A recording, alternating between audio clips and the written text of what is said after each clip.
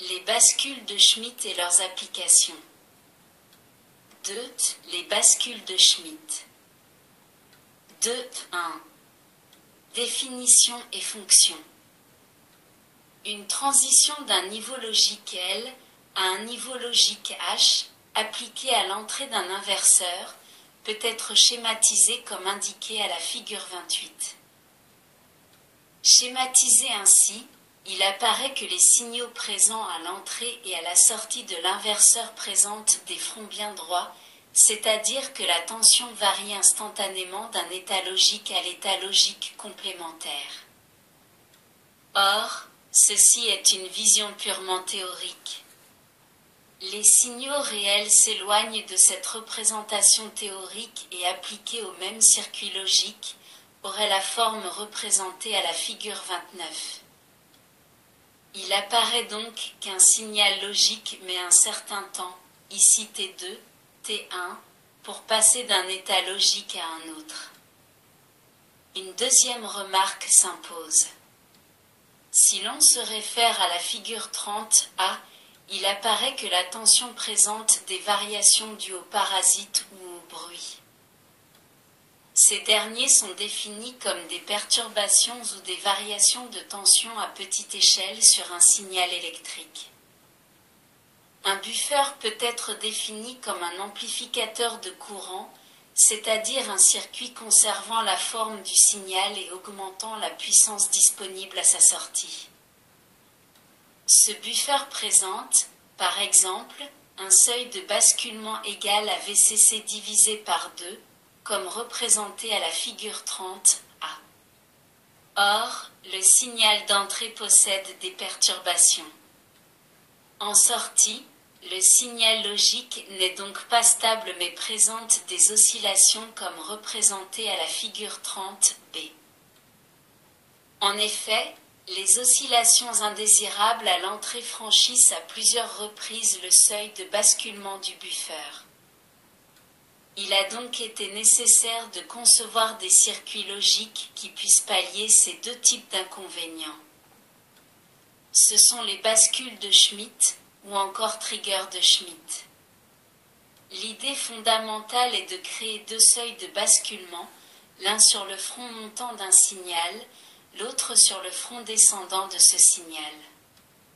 Ceci est représenté à la figure 31.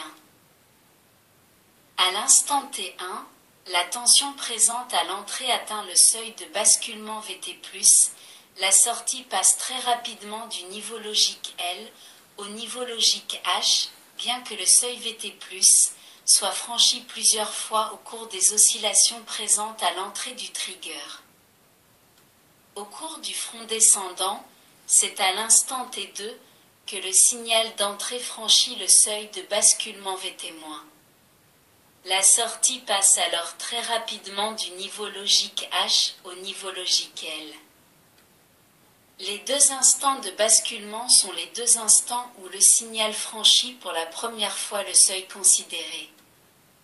Il est évident que plus la différence, Vt+, moins, Vt-, est importante, plus ce circuit sera fiable et insensible aux fluctuations parasites superposées au signal originel. Cet écart de tension entre les deux seuils est appelé hystérésis. C'est une caractéristique propre à un trigger de Schmitt.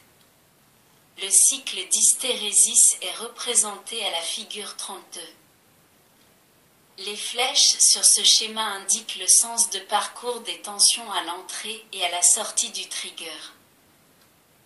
Il apparaît clairement que la sortie passe du niveau L au niveau H dès que le seuil Vt+, est franchi à l'entrée de la bascule, flèche bleue. De même, il faut que la tension d'entrée descende à Vt- pour que la sortie passe du niveau H au niveau L, flèche rouge. La différence, Vt+, moins, Vt-, constitue également la marge de bruit, qui est l'écart de tension qu'un signal peut avoir sans entraîner d'incident particulier sur le fonctionnement d'un circuit.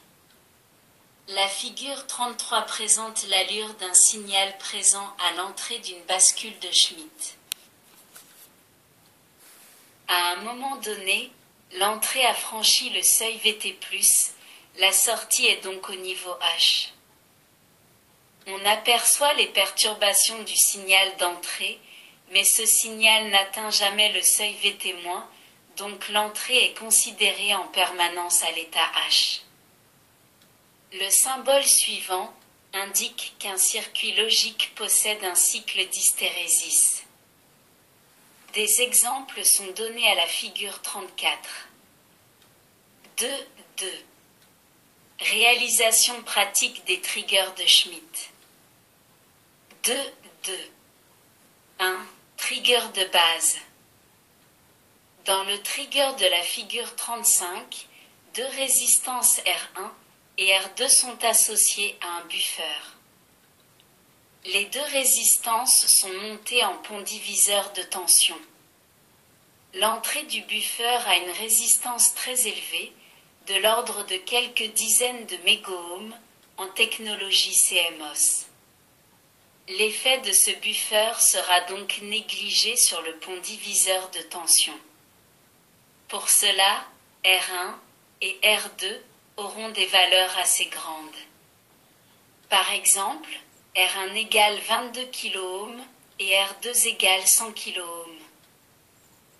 Dans ce cas, nous avons la relation 1 suivante. Appliquons à l'entrée E le signal indiqué à la figure 36. Au départ, V1 égale V égale 0 V. Au fur et à mesure que V1 augmente, la tension d'entrée du buffer VO augmente aussi et VU reste nulle. En effet, il faut que VO atteigne VCC divisé par 2 pour que la sortie S bascule au niveau H. La tension V1 nécessaire au basculement du buffer est la tension de seuil supérieur VT+. À partir de la relation 1 précédente, exprimons cette tension V1 de basculement. Juste avant le basculement, la tension VO est donc égale à VCC divisé par 2 et la tension de sortie VU est encore nulle. Remplaçons VO et VU par leur valeur dans l'équation 1. La tension V1 de basculement que l'on appelle VT+, est donc donnée par la relation 2.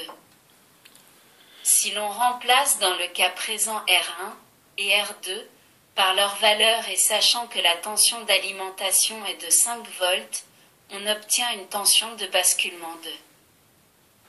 Ceci est donc la valeur du seuil supérieur.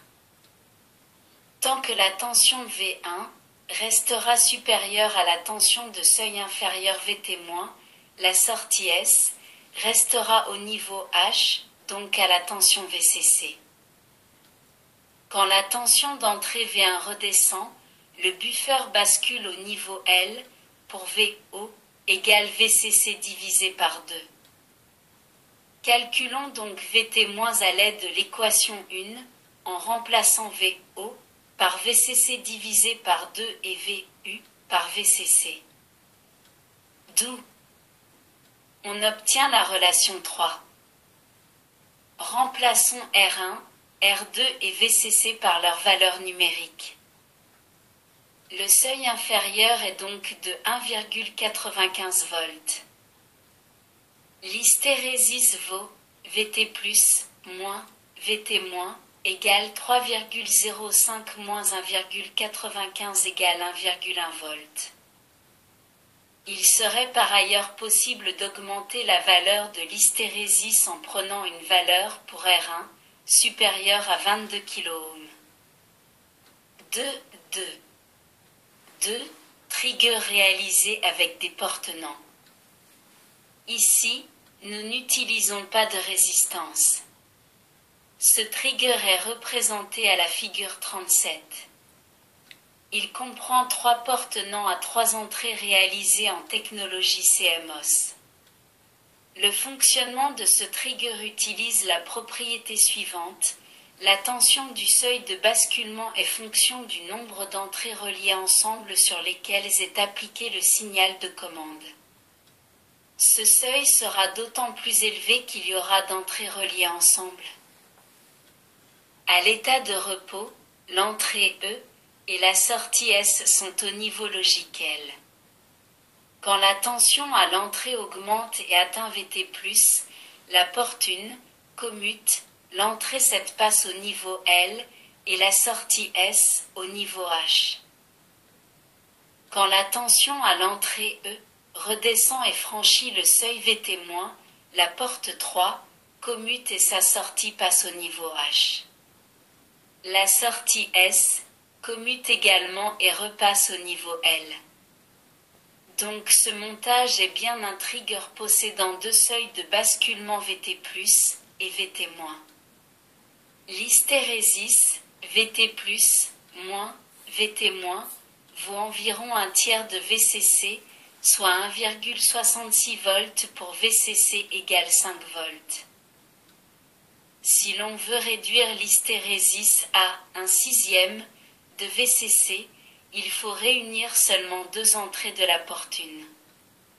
Ceci est indiqué à la figure 38. Ainsi, le seuil Vt+ est diminué. Ce circuit particulier est souvent utilisé comme bascule de Schmitt disponible sous forme de circuit intégré de la famille CMOS. 2, 3. Application des bascules de Schmitt. Les applications des bascules de Schmitt sont nombreuses et quelques-unes ont déjà été traitées. C'est le cas lorsqu'il s'agit de débarrasser certains signaux rectangulaires de parasites ou d'améliorer des fronts montants ou descendants qui varient trop lentement. Dans le chapitre 3, le trigger sera présenté dans un montage astable. 2, 3. 1. Transformation d'une sinusoïde en un signal rectangulaire. Le montage est celui indiqué à la figure 39. À l'entrée est appliqué un signal sinusoïdal de fréquence f. À la sortie, on obtient un signal rectangulaire de fréquence identique f. Les deux résistances R1 et R2 constituent un pont diviseur de tension et C, est un condensateur qui sert à découpler le signal d'entrée par rapport à l'entrée du trigger de Schmitt.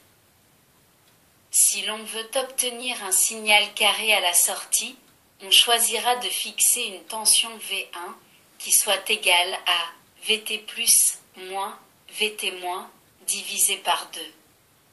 Ceci apparaît clairement à la figure 40.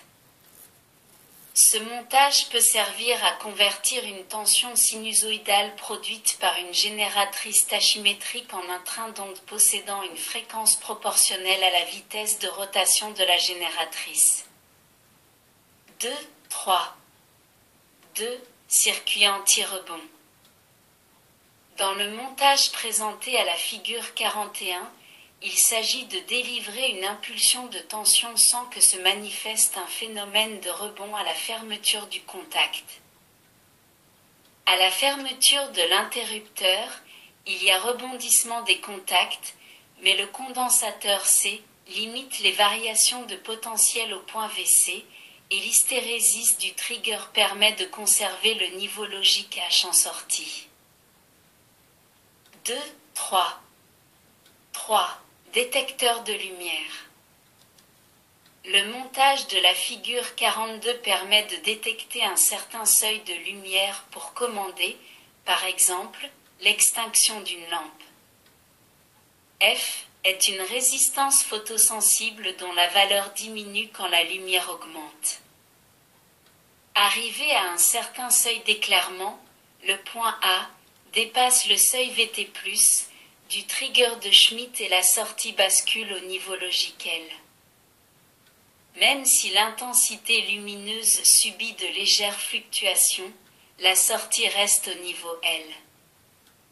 Ce montage fonctionne également dans le sens inverse.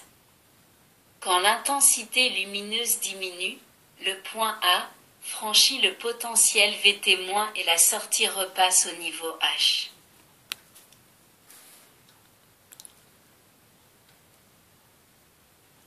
Merci de votre écoute. À bientôt.